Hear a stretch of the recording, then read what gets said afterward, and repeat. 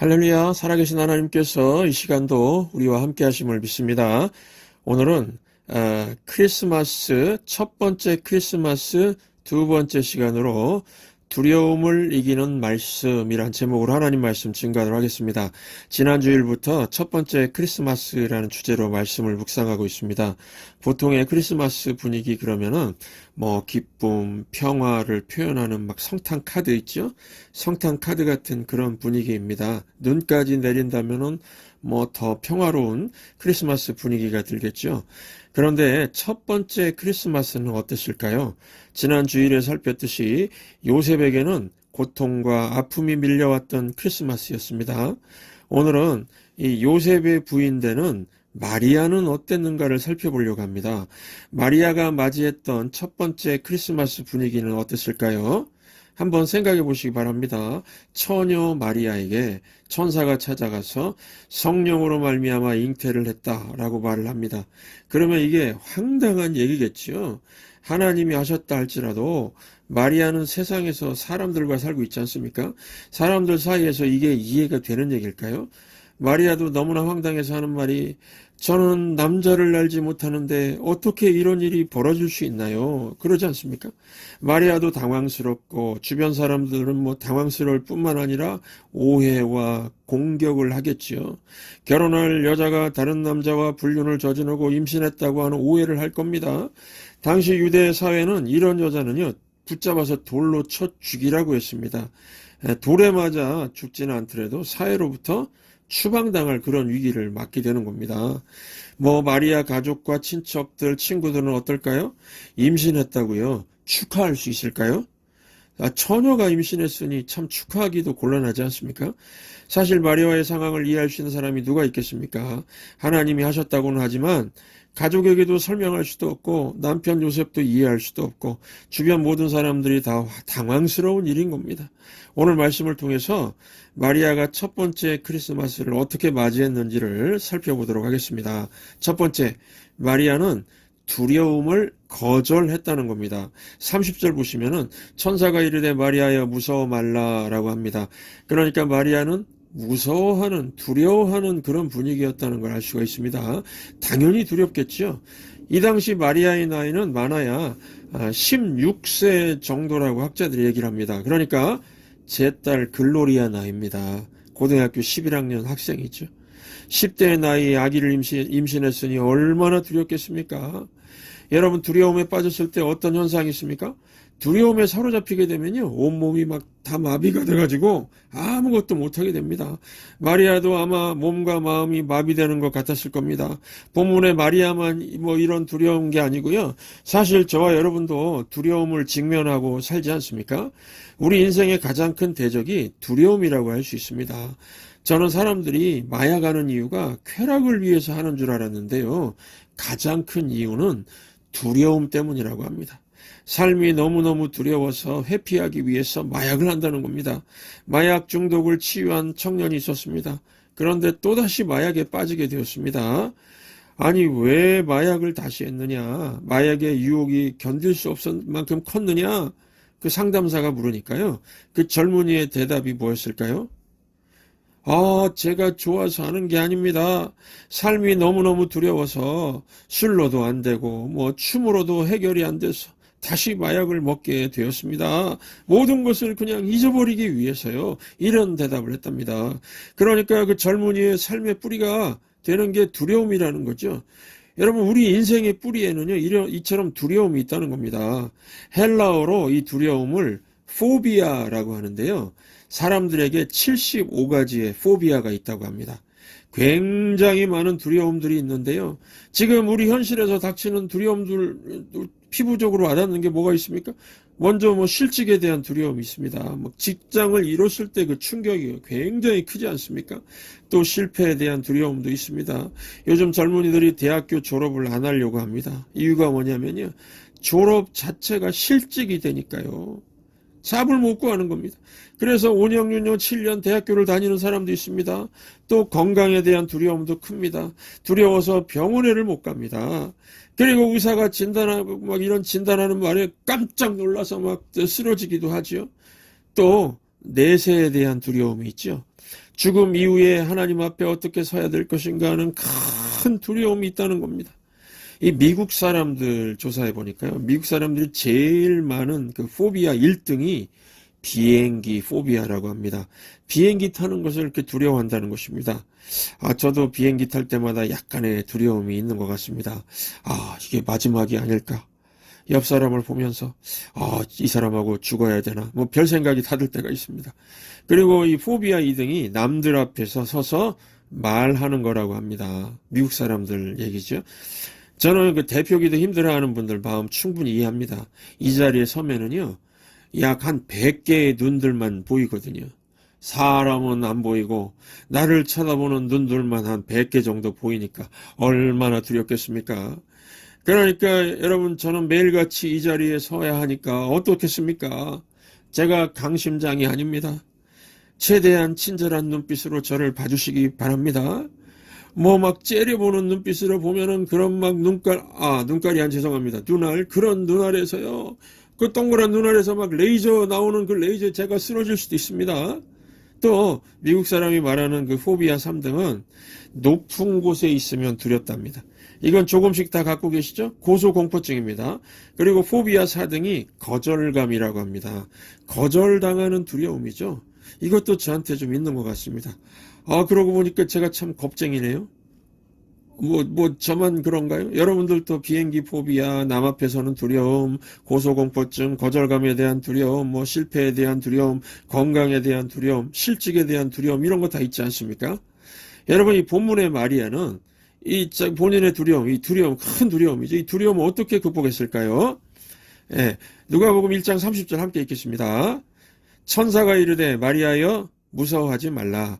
네가 하나님께 은혜를 입었느니라. 무슨 뜻입니까? 천사가 마리아에게 뭐라고 하는 겁니까? 무서워 말라, 두려워 말라, 두려움을 거절하라는 겁니다. 이유가 무엇입니까? 네가 하나님께 은혜를 입었다 하는 겁니다. 누구에게 은혜 입었다고요? 하나님. 그러니까 두려움은 허상이라는 겁니다. 가짜고요. 하나님의 은혜가 실상이다, 진짜라는 겁니다. 그래서 천사가 말하는 겁니다. 마리아야, 네 안에 있는 두려움을 거절하라. 그리고 하나님의 은혜를 붙들라 하는 겁니다. 여러분, 두려움은 허상입니다. 거절하고 부딪히면 아무것도 아닌데요. 그걸 품고 있으면 나를 마비시키고 쓰러지게 만드는 것입니다. 하나님의 은혜를 체험하고 부딪히면 된다는 겁니다. 어떤 직장에서 냉동칸에서 일하는 사람이 있었습니다. 그 안에서 일을 하는데 주인이 모르고 문을 꽝 닫아놓고 주말을 지난 겁니다. 월요일날 출근해서 문 열어보니까 얼어 죽어 있었다고 합니다. 벽에는 나는 살고 싶다. 아이고, 춥다. 나가고 싶다. 이렇게 막 글씨도 써 있고요. 더 놀란 건 뭐냐면요. 더 놀라운 거는 전원이 꺼져 있었는데 얼어 죽었다는 겁니다. 냉동칸이지만은 냉동기가 작동을 하지 않았는데 죽었다는 겁니다. 왜 죽었을까요? 두려움과 절망 때문에 죽은 겁니다. 실체는 냉동고 안이 춥지 않았는데요. 두려움이라는 허상에 눌려가지고 죽었다는 겁니다. 두려움이 이렇게 무서운 것입니다. 본문의 마리아는요, 이 두려움을 거절하고 하나님의 은혜를 붙들었습니다. 믿음을 붙들었습니다. 이게 중요한 거죠. 마리아가 하나님의 은혜를 붙드니까 어떤 일이 벌어졌습니까? 두려움을 쫓아내버려 버렸습니다. 하나님의 은혜, 하나님의 무한대의 사랑을 공급받으니까 두려움을 거절하고 현실을 당당하게 직면할 수 있게 되었습니다. 요한일서 4장 18절 함께 읽겠습니다. 사랑 안에 두려움이 없고 온전한 사랑이 두려움을 내쫓나니 두려움에는 형벌이 있음이라. 두려워하는 자는 사랑 안에서 온전히 이루지 못하였느니라. 무슨 말씀입니까? 사랑이 있으면, 내 안에 사랑이 있으면 두려움을 거절하고 이겨낸다는 거죠. 마리아가 하나님의 은혜와 사랑을 붙드니까 두려움을 이겨냈습니다. 이겨냈을 뿐만 아니라 하나님이 주신 그 사명을 사랑하게 되었습니다. 그래서 성령으로 잉태된 메시아를 해산하겠습니다.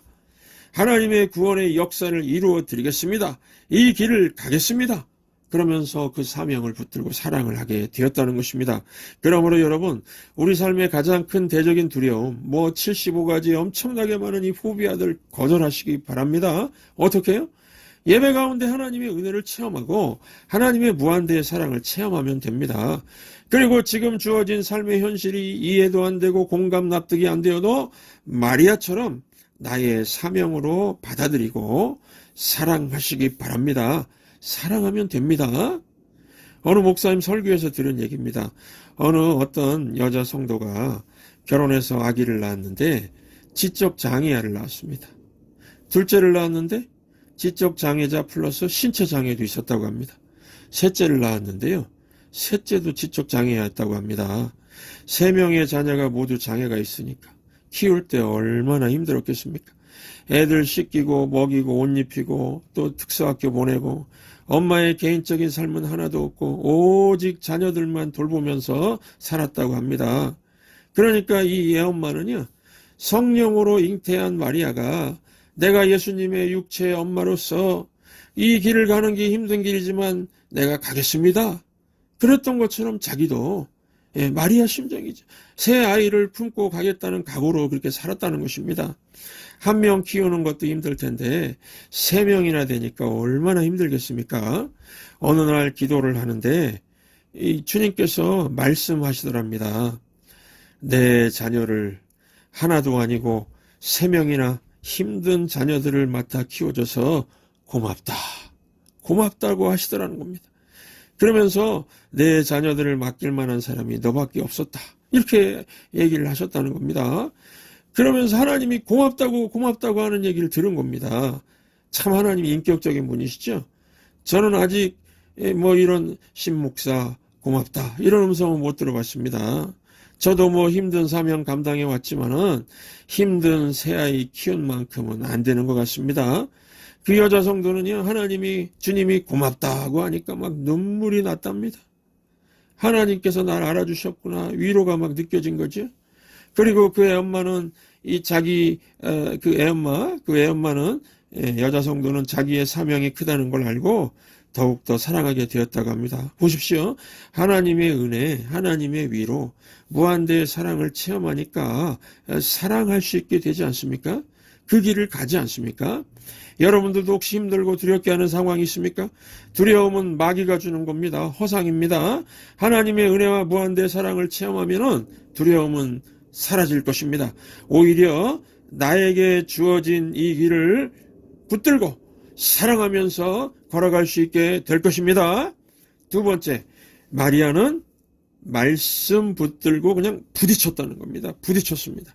여러분 만약에요, 마리아의 임신이 2024년 크리스마스에 일어난다면 예수님이 태어나실 수 있을까요?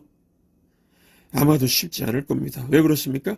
이 시대는 합리적인 시대거든요. 뭐든지 합리화시키거든요. 예를 들면은 마리아가 임신했다는 것을 마리아 부모님이 알았습니다. 그러면 부모가 뭐라고 할까요? 얘야 이거 누구 애냐? 누구 애야? 그러겠죠? 그러면 성령입니다. 그러겠죠? 성령입니다. 성령이 누구냐? 성이 성이고 이름이 영이냐? 이러겠죠. 마리아는 그게 아니고 성령이 잉태했다고요. 그렇게 말해도 21세기 합리적인 부모는 마리아를 산부인과 데려가서 낙태라고 할 겁니다. 그리고 마리아가 내가 남자와의 사이에서 임신한 게 아니고 성령으로 임신했다고 계속 우기면은 정신과 상담 받아보라고 할 겁니다. 합리화의 기초를 둔 현대사회는 2가지를 제시할 겁니다. 낙태시켜라. 정신과 치료를 받아라. 부모가 할 수 있는 최고의 배려라고 생각하면서 이 2가지를 권할 겁니다. 아마 마리아 친구들도 권할 겁니다. 낙태해라, 정신과 치료받아라. 이런 게 인간의 합리화와 인간적인 돌파구를 찾는 거죠. 그러면은 예수님의 탄생이 가능할까요? 불가능한 일이 될 수밖에 없다는 겁니다. 그런데 여러분, 마리아는 모순은 그대로 둔 상태에서 말씀을 붙들고 부딪혔습니다. 마리아는 머리로 모순을 해결하려고 하지 않고 그냥 순종을 통해서 부딪히면은 하나님께서 모순을 해결해 주실 거라고 믿었다는 것입니다. 이게 바로 여러분 성탄 메시지가 되는 것입니다. 우리 38절 함께 읽겠습니다. 마리아가 이르되 주의 여종이 오니 말씀대로 내게 이루어지이다 하매 천사가 떠나가니라. 마리아가 뭐라고 말하고 있습니까? 머리로 모순을 해결하지 않고 그냥 부딪히겠다는 겁니다. 이해가 안 되더라도 부딪히겠다는 겁니다. 우리 시대는 합리성과 계획 이런 거 강조하죠. 그런데 마리아의 상황은 전혀 합리적이지도 않았고요. 원래 마리아가 꿈꾸던 계획도 아니었을 겁니다. 이해, 공감, 납득이 되지 않는 상황입니다. 그럼에도 말씀 붙들고 부딪히겠다는 겁니다. 마리아의 결정의 최고 기준을 말씀에 두겠다는 것입니다. 요즘에 교회 다니는 분들 보면은요, 너무 합리적인 것 따지는 분들이 있습니다. 말씀보다 자신의 합리성을 더 위에 두는 겁니다. 그러니까 기적이 일어나지 않는 겁니다. 기적은요, 하나님 말씀 붙들 때 일어나는 겁니다. 예수님이 말씀하시니, 이 찬양 다 아시죠? 예, 그 가사가 어떻게 됩니까? 예수님이 말씀하시니 물이 변하여 포도주 됐네. 말씀이 기적을 일으킨 거죠. 물이 얼음이 되는 거는 그냥 두면 되지만은 물이 포도주 되는 거는 이거는 화학적인 변화니까 합리성 갖고는 안 됩니다. 주님이 말씀하셔서 된 겁니다. 예수님이 말씀하시니 바디메오가 눈을 떴다네. 시력이 안 좋아서 백내장 수술, 녹내장 수술하거나 라식 수술하면은 라식 수술도 있죠. 그러면 좀 더 잘 볼 수 있겠죠. 그런데 100% 앞을 못 보는 맹인이 눈을 뜨는 것은 합리성 갖고는 불가능합니다. 주님이 말씀하셔서 된 겁니다. 예수님이 말씀하시니 죽은 나사로가 살아났다네. 죽은 지 3일이나 된 나사로가 부활한 것이 합리성으로 이해가 될까요? 주님 말씀의 능력으로 기적이 일어난 겁니다. 만약에 주님이 무덤 앞에 서가지고 그냥입니다. 그냥 나오라 이렇게 외쳤으면은 주변의 시체들이 막 다 일어나서 나왔을 겁니다. 그런데 뭐라고 하셨죠? 나사로야 나오라. 그러니까 나사로만 나온 거죠. 저는 이 찬양 너무너무 좋아합니다. 예수님 나에게도 말씀하셔서 새롭게 변화시켜 주소서.